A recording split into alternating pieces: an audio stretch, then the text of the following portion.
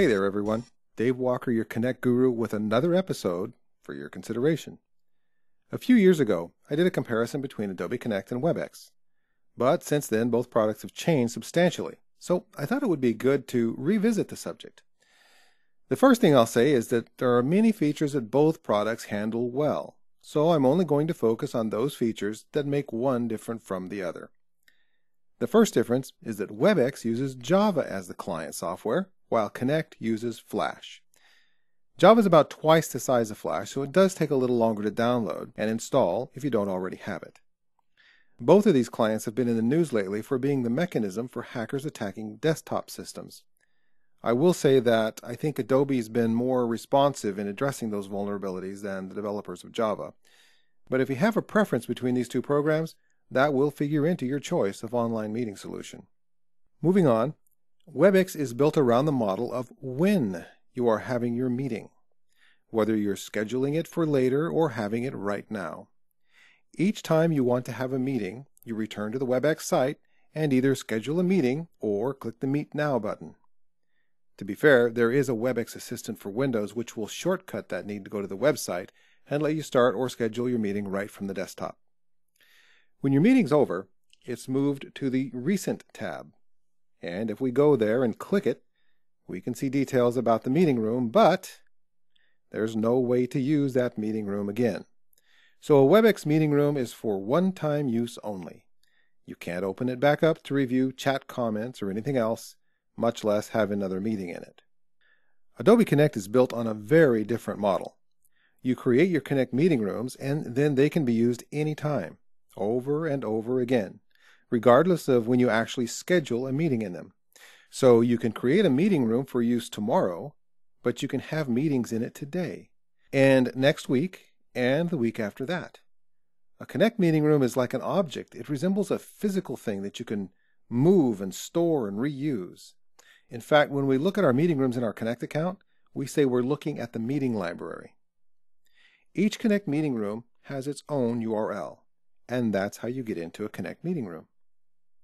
What about inviting people to attend your meeting? Both solutions can email invitations to the attendees.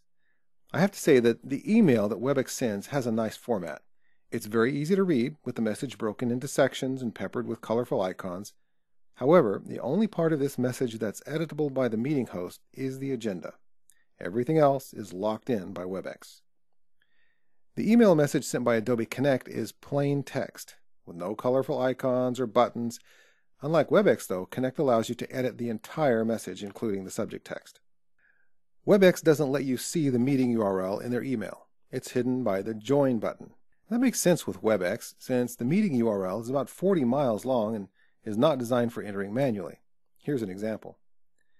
So you should never ask someone to type it into the browser address, even if they could see it on the screen. However, there's another way to get into a Webex meeting. Each Webex meeting has a number. It's a 9-digit Social Security size number that you can use to enter the meeting by going to the Webex website and clicking the Attend a Meeting button and entering the meeting number. This is a lot easier for the end user than typing in the URL, even though I still wouldn't call it intuitive. Then you either enter your name and email address or sign in to Webex if you have an account.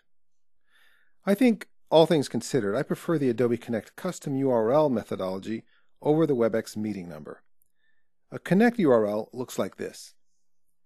So it's much easier to have someone join your meeting even when you don't have that person's email address. This is also much better from a marketing standpoint because you get your company name embedded in a simple URL.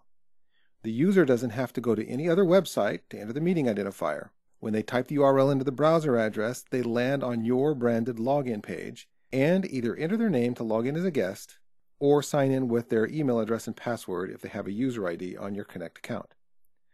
One caveat to mention about this. The custom domain URL for your Connect account is only available if you purchase the enterprise version from an Adobe Connect partner.